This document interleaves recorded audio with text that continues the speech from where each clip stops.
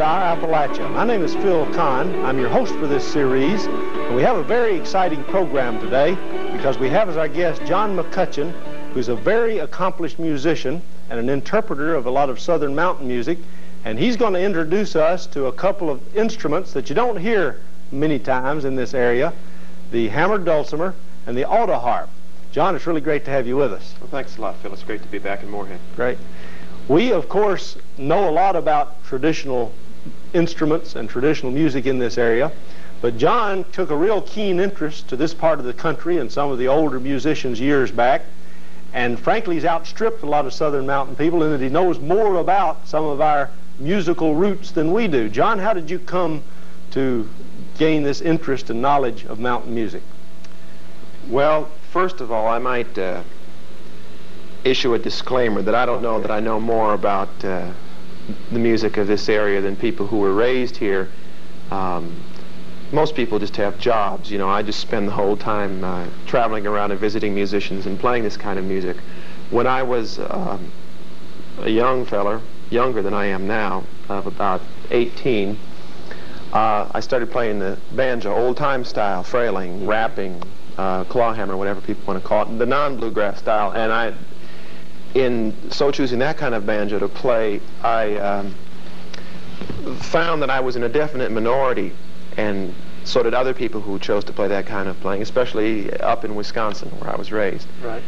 And so one fall or summer, I guess it was, decided to spend some time traveling around this area, finding older people who played, or anyone who played old-time banjo, having exhausted what I thought were all the resources there. And this was 10 or 11 years ago, and quickly found that all the music that I really loved, don't ask me why it appealed to me so much, I just heard it, and it said something to me that no other music I ever heard said. And I decided I wanted to be near it, and I haven't left it since. Right. You, of course, are living now in the mountain portion of Virginia, Gate City, you say, Gate City, Virginia. So you're nearby a lot of traditional musicians. Oh, it's a tremendous area. In fact, I'm sure when we talk about the Autoharp, we'll be talking about the Carter family, and I live over the hill from where the Carter family was raised. Who are some of the old-time musicians that you have come to know and appreciate and have learned from? And by the people, I mean not only their names, but the areas of the mountain south where they live. Well, prior to having such a vigorous concert schedule, I had a lot more time to spend with my musical friends, both young and old. But the people who made an impact on me, gosh, there are too many of them to enumerate in a mere half hour. But people like Roscoe Holcomb, the great banjo player and singer from Daisy, Kentucky, and I.D. Stamper from down in Thornton, Kentucky, who builds and plays just magnificent mountain dulcimers. Virgil Cravens, the hammer dulcimer player from out in central North Carolina. Tommy Gerald, fiddle player from North Carolina. Beechard Smith, another fiddle player. Will Keyes, Jeanette Carter, Maybelle Carter. The list goes on and on. And many of these people, you've actually come to know them, and you've studied at their knee, so to speak. Well, studying in this kind of music mainly means spending time with them. Everything from playing music to helping them hoe their garden. You learn a little bit about this music from a good hard day's work, too. Well, I think that's one of the things that's exciting about the music as you have learned it and as you play it, because you're after the total experience and you want to know the person and his or her life behind the music. Well, and to boot, though, Phil, is the notion that while I'm learning music as a lot of the traditional musicians played, and I'm an interpreter, I'm playing my music, and my music is determined by my roots in the Midwest and my very formative years here, and these years aren't over yet, I hope. Well, before we have too much talk about music and very little music, let you introduce the hammered dulcimer to our audience, and go ahead and do a tune for us. But I'd like first to hear about the origins of the hammered dulcimer and if it has any ties to the Southern Mountain region. Oh, it definitely does. The dulcimer was one of the first instruments to ever come into this country. Ship's logs in Jamestown date it back to the early first decade of the 1600s, the fiddle and the dulcimer came in about the same time. And if you looked in the dictionary, this is the instrument that would be called a dulcimer. It's much older than what we call a dulcimer most commonly in this region. It spread from the southeastern Virginia area all over to the point that there were hammer dulcimer factories by the mid-1800s on most parts of the East Coast. And people in central and eastern Tennessee have told me that they remember hammer dulcimer salesmen coming door to door selling instruments and instruction books. It's called a hammer dulcimer to distinguish it from the other dulcimer, but also because it's hammered, it's a very descriptive name.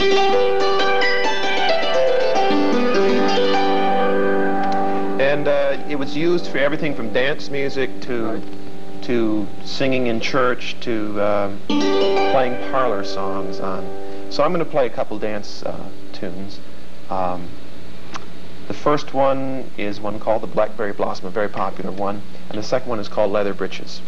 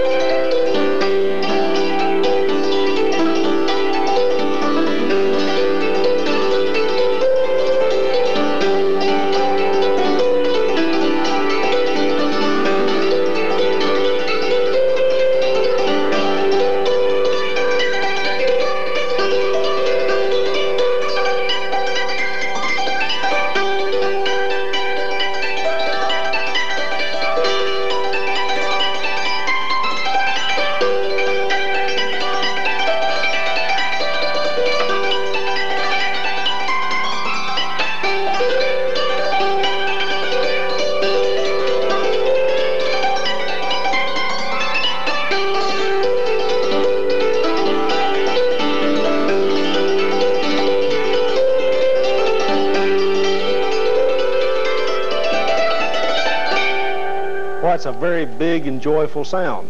I could almost dance to that myself. Well, I was waiting for you to cut loose there. Right. Let me ask you, as an interlude, we of course hear a lot in this area of the Appalachian dulcimer, and that's a much smaller instrument, often held in the lap. Are there any ties between this instrument and the Appalachian dulcimer? Only the name. There have been many instruments throughout time that have been called dulcimers. There's a dulcimer mentioned in the book of Daniel, which musicologists now say was a bagpipe type instrument. Dulcimer is just a word that means sweet sound. And this instrument, some people say, dates back as long as 5,000–6,000 years, but that's up for grabs too. In any event, it's much, much older than the mountain dulcimer that we have here in this region, and that is an instrument that probably had roots in northwestern Europe and the Scandinavian countries and came over here. The sound is very reminiscent to me of a harpsichord, so far as the way that you strike on naked strings. Well, you can get every kind of sound, from that very brilliant harpsichord-like sound to almost a harp-type sound.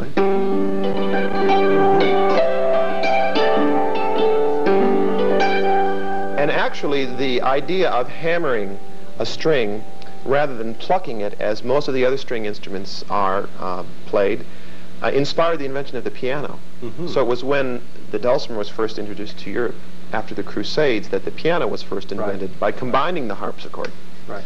Well, it's obvious to me it takes a lot of talent to play this particular instrument. I can't imagine many of my forebears playing it. We didn't have that much manual dexterity. Well, like I said, the music I'm playing is mine, and is a combination of a lot of things. But there are lots of traditional dulcimer players, not as many as there used to be. Virgil Cravens, as I mentioned, out in North Carolina, a fellow named Fred Phillips, Bill Cobb, a whole little pocket. There seem to be little enclaves of dulcimer players, and there's still 3 or 4 good traditional dulcimer players alive in northern West Virginia. Russell Fluharty, Whirly Gardner, to name just a couple up there. So you're going to play Leather Breeches for us? Oh, I just did. That's it. Okay, the other song then was Blackberry Blossom. I put them together in a little medley there. Maybe I'll put a little. That was actually 2 in 1. Right, double your pleasure. I might play another little one of a different sort. This is actually an old hymn that I first heard done in a little church in North Carolina. And the reference to the dulcimer was so obvious in the first line that I thought it was probably the kind of song that was played on the dulcimer. It's one called Samantha.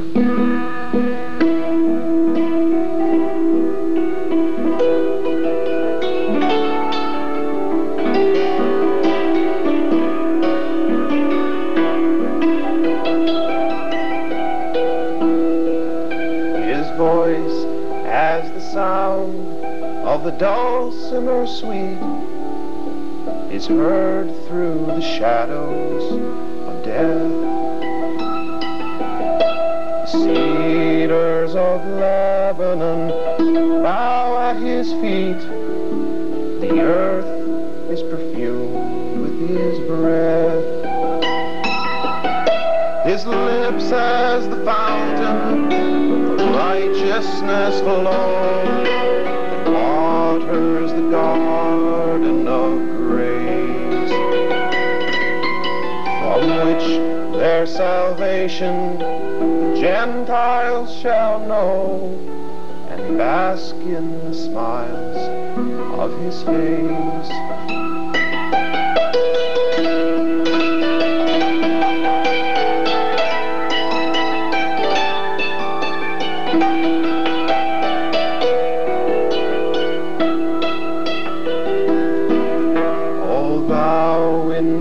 Presence my soul takes delight, on whom in affliction I call. My comfort by day, my song in the night, my hope, my salvation, my all. Where dost thou at noontide resort with thy sheep to feed on the pastures of love? Say, why in the valley of death should I weep, or alone in the wilderness roam?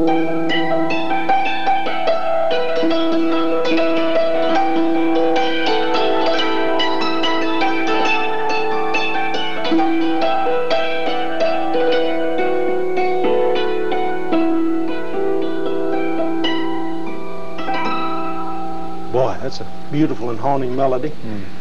It's got a real southern mountain sound to it. It's one of the old shape note hymns. Yes, right. It is. Right. Well, that is a very exciting instrument to me. Like I say, it has a much bigger sound than some of the dulcimers that I'm most familiar with. Well, you can see how people might have brought this as a matter of economy rather than a spatial economy, being able to fit this into their belongings much easier than a piano or something of that sort. But most of these dulcimers, hammered dulcimers, were bought from manufacturers as opposed to being handmade, I suppose. Well, there was a heyday of manufacturers in the very mid-1800s, but other than that, most of the hammered dulcimers that were played in this country, like most of the instruments, until the mail order catalogs came into this part of the country, were handmade by people. And quite a job it was, too, to secure the string and the tuning pins, and probably a hammered dulcimer was never just thrown away before it got stripped down for its parts. Right. Right. Hammered dulcimer, though, partly because, I guess, of its complex nature, has not been used in popular music to a great extent, like the other instruments we've mentioned, of course, the banjo, the fiddle, and even the autoharp. Well, part of it, I think, is it's just its availability and people's not knowing what to do with it. Hopefully that'll change. There's been a tremendous revival over the last 10 years, and it's exciting to see so many people taking it and doing new things with it. It's the most unexplored, definitely, of all the instruments that we connect with traditional music in this country. And as you've just pointed out, with the use of different, what do you call the strikers? Hammers. with use of different hammers, you can get a variation in sound. Oh, yeah, you can get tremendous variation. I've seen some of the traditional players that I've been spending time with use all kinds of things. Paul Van Arsdale, my personal main instructor in the dulcimer, I guess, takes hacksaw blades and grinds them down to be hammers, and I've seen people use pieces of wire, and in Central Tennessee, more than not, I've heard people talk about their forebears playing it with corset stays. So maybe there's something to the decline of use of the corset and the hammer dulcimer, too. Right. I tell you, why don't we talk about the Autoharp for a while, and then we might want to have another tune on the dulcimer if time permits. And if I can remember one. Right, but now the Autoharp is an instrument that we associate with some of the early popular mountain bands. Right. And notably Maybelle Carter, you've already mentioned her. I guess she helped to popularize the Autoharp. Right. There was, it seems as though Virginia had an awful lot to do with the popularization of the Autoharp as a country instrument. It was, along with many other instruments that people probably run into in yard sales and antique stores now, introduced about the turn of the century and slightly before that time through mail order catalogs and door-to-door salespeople. It's really a product of the Industrial Revolution. What it is basically is a zither, which is just a box, a harp-like box with the strings running parallel to the soundboard. You press buttons to stop the strings with the little felts that are underneath here. And so if you play it without pressing down a button, like that, as soon as you press down a button, you get a chord. Now, this instrument was invented actually 100 years ago, this last May, and it probably would have fallen prey to all the other whims of fancy that doomed all the other of its contemporaries to extinction. And remained just a weird curiosity had it not been for people like the Carter family, that little three-piece band out of my new home county of Scott County, Virginia, that wrote and recorded such songs as the Wabash Cannonball and Keep on the Sunny Side and the Wildwood Flower and such. So it's almost been adopted into mountain music, country music. Well, no, in no way unlike the mandolin, or the dobro, or even the bass fiddle. Or it has come to be viewed as an instrument associated with country music. Right. Actually, more so than any other form of music. The Carter family, Maybelle Carter, actually, after the Carter family split up in the early 1940s, adopted this style of playing it against your chest rather than on your lap. By wearing picks, such as banjo and guitar players, where they could get a lot of sound out of it. By pinching, you can actually play melodies on it. And in fact, before I sing a song with it, I'll give you a view of the Autoharp as a melody instrument. Let's see. I'll play one of Maybelle's tunes, as a matter of fact. She played it on guitar, but a number of us found it was an amazingly good Autoharp tune as well, one called the Victory Rag.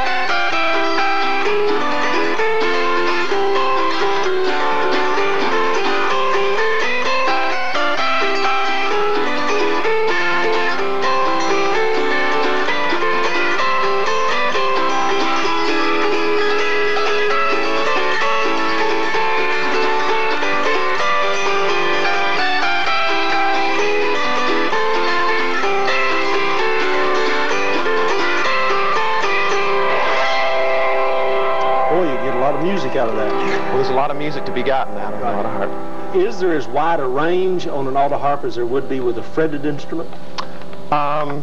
Well, you get the melodies. You get the melodies, of course, by pinching small areas. And I think that there's something like a 3 or a 4 octave range on the Autoharp. No, it couldn't hardly be that much. I guess it's about a 3 octave range. That's as much as you would get out of most fretted instruments, yes. Chord-wise, it's much easier to play because a chord that would maybe take, well, you couldn't play a chord with this many notes on a guitar, for instance. You can play it with the push of a button. Truly an instrument of the modern age. Only way you can go with a chord with that many strings. Right, right. But there were other people who played the Autoharp. Actually, Pop Stoneman of the Stoneman family was playing Autoharp and playing melodies on the Autoharp long before the Carter family did. The Carter family actually never played melodies on the Autoharp as a band. They used it as a rhythm instrument. And it was Sarah Carter, not Maybelle, who played Autoharp in the Carter family. Okay. Right. Maybelle played it afterwards, first as a novelty, and then she perfected this wonderful style of getting very clear, crisp melody lines out of the Autoharp. And it was her popularity after the Carter family that helped popularize the Autoharp. But let me see, maybe I'll play you a Carter family song here. This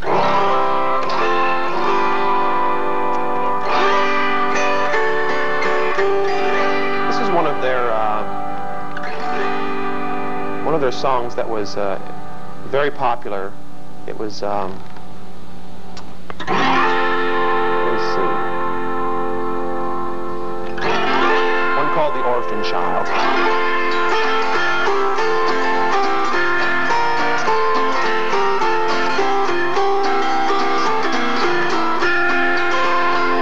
I hear a low, faint voice that says, my mom and papa's dead. It comes from me, poor orphan child, that must be clothed and fed. Oh, it comes from the poor orphan child that must be clothed and fed. Oh, it comes from the poor orphan child that must be clothed and fed. Savior, lead them by hand. Savior, lead them by hand. Savior, lead them by the hand, till we all reach that glittering strand.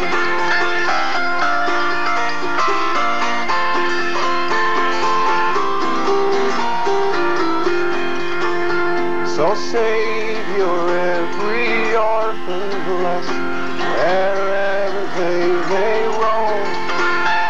Bless every hand that lends an aid, and bless the orphan's home. Bless every hand that lends an aid, and bless the orphan's home. Bless every hand that lends an aid, and bless the orphan's home. Savior, lead them by hand. Oh, Savior, lead them by hand. Savior, lead them by the hand, till we all reach that glittering strand.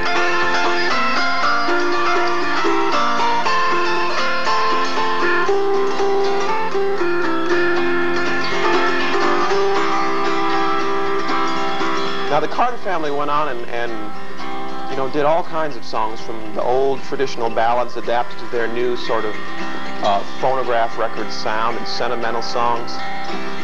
And actually probably their best known one is one that every novice guitar player struggles through.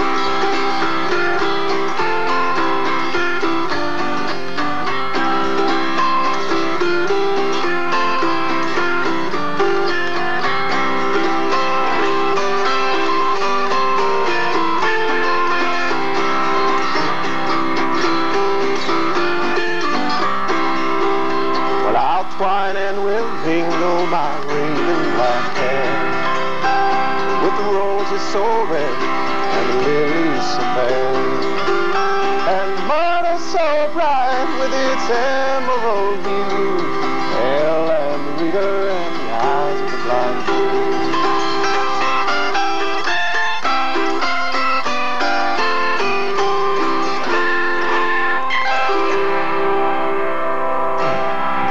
John, that brings back a lot of fantastic memories of the Carter family, and we all owe them a debt for having preserved a lot of the music and indeed interpreted it right. and created it as well. They were the first interpreters, right. I guess. And I guess that brings me to some questions we might end on. We talked earlier about the whole notion of what is traditional music or a traditional musician, and how you kind of keep the whole notion in balance of preserving the old with some semblance of integrity and yet creating, embellishing, interpreting. Do you feel that the movement toward kind of an amalgamation of all types of music in the country to just a general sound is a threat to traditional music or helps to enhance it? Well, I think that traditional music has survived not even because of the exact content of the poetry and the words and everything like that, but more because it the essence of what it is deals with those things that are innately human. Mm-hmm. And whether you've just fallen in love or lost a loved one or become a new parent or lost your job, we can't deal with it any better than we could when our forebears were walking on 4 legs instead of 2. And it's those things that that keep the music alive, right, for all of us. And I think that the amalgamation is a product of our electronic age. We can hear all kinds of music and styles, but there are those people who will hold to the old, what we call the older sounds, but right, they're very much alive now. John, this has been not only a fascinating discussion, it's been very entertaining to hear you play. And I want to thank you once again. This has been John McCutcheon with us on Our Appalachia. And we hope you folks will join us again, and we'll try to have another exciting program for you. John, it's really great to have you. Thank you, Bill.